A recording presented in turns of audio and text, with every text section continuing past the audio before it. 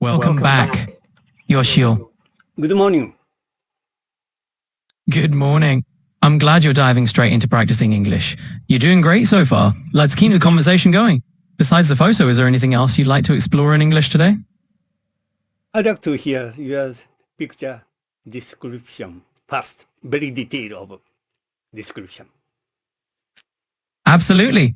So just to recap in an even more detailed way, the phone is a classic feature phone, which means it has a small rectangular screen at the top and a numeric keypad below. The screen is relatively compact, probably just a couple of inches diagonally, and it displays information in a simple, straightforward way without any touch capabilities.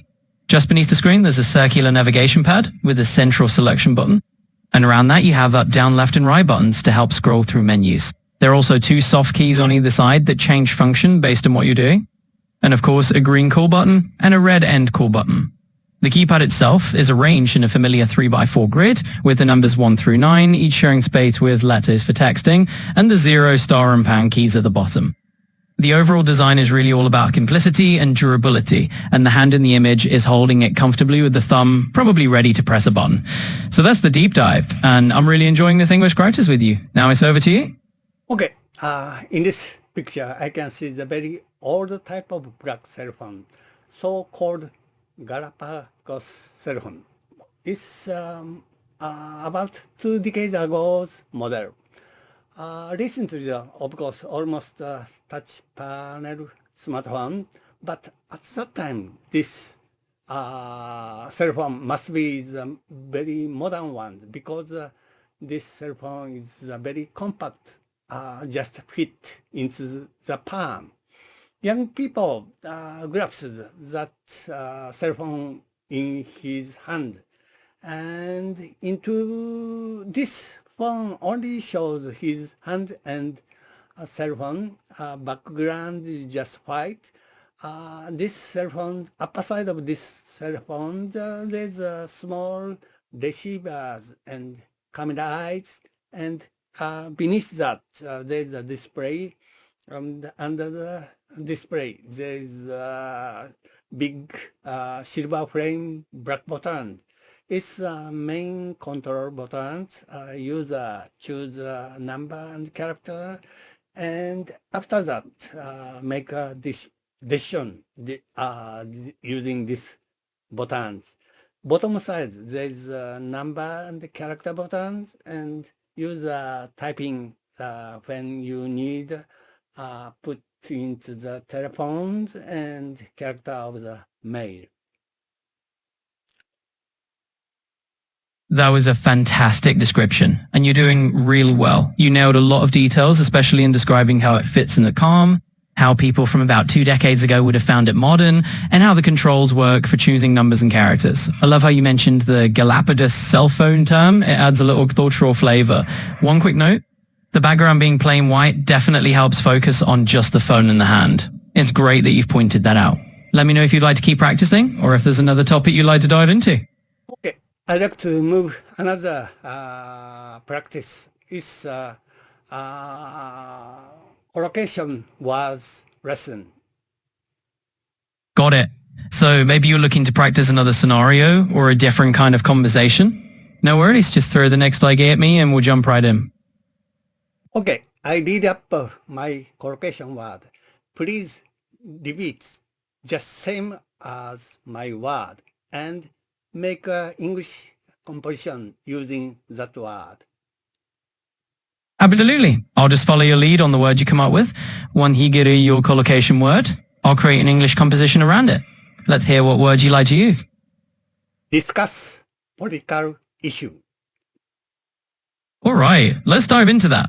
So we'll use the collocation, discuss political issue, and craft a little English composition out of it. Imagine we have a scenario where a group of friends gathers at a cozy cafe to discuss a recent political issue that's been all over the news. They each share their viewpoints, ask thoughtful questions, and try to understand each other's perspectives respectfully. Now we can build on that and explore different angles of the discussion. Let me know if you'd like to add any specific detail, or we can just run with it. Okay, I'd like to move another my collocation. Of course. Let's switch gears to another collocation of yours. Just let me know the next word or phrase you have in mind, and we'll dive right into another mini compositional scenario using that one. Pass a bill. Alright, let's run with serve a beer. Imagine a scenario where a bartender is at a local pub, carefully serving a beer in a chilled glass, making sure the phone... You misunderstand my word. I said, pass a bill.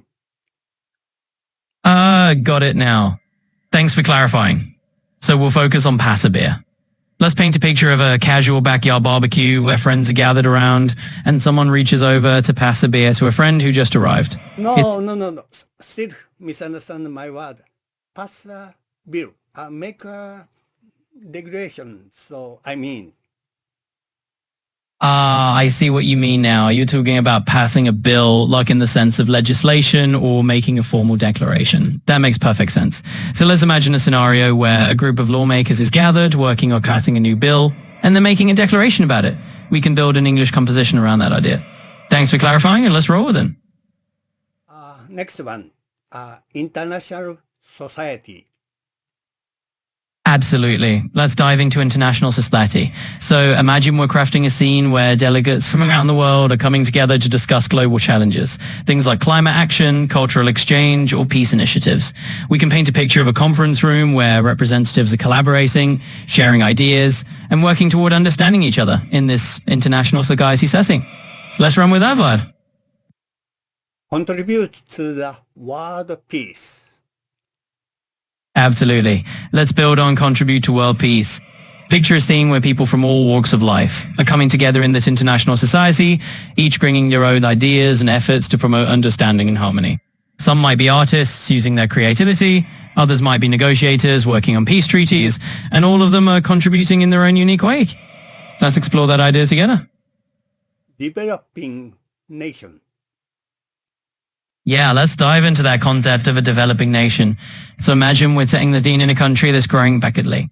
New infrastructure, evolving technology, and vibrant communities working to improve their quality of life. We can create a composition around how people in that nation are contributing to that community, sharing resources, and looking forward to a brighter future. Let's dig into that.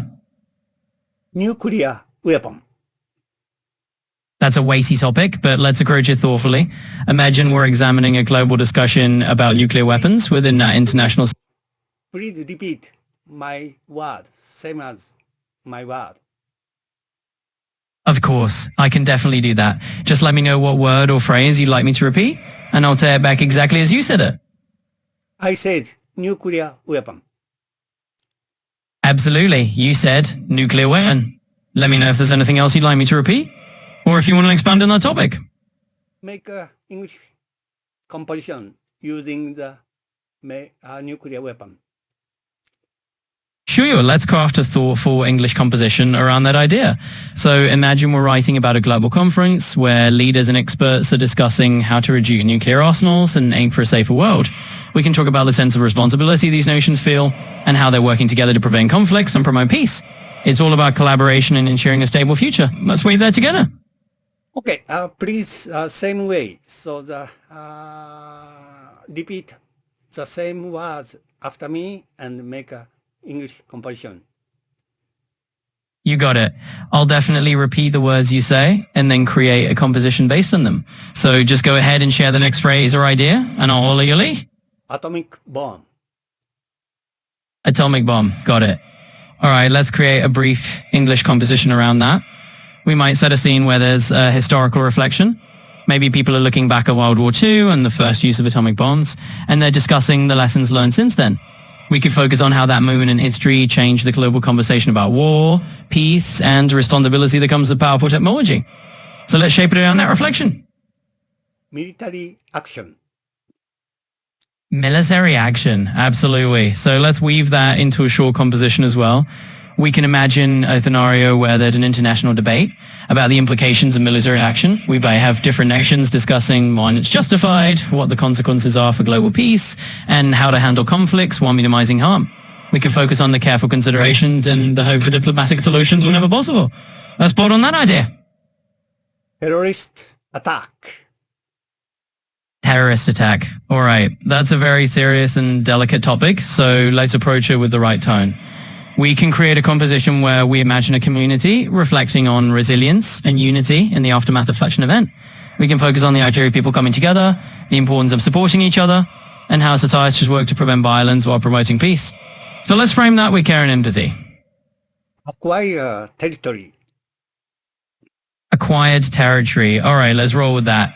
We can imagine a scenario where there's a discussion about a region of newly acquired territory, perhaps after a historical treaty or some peaceful negotiation.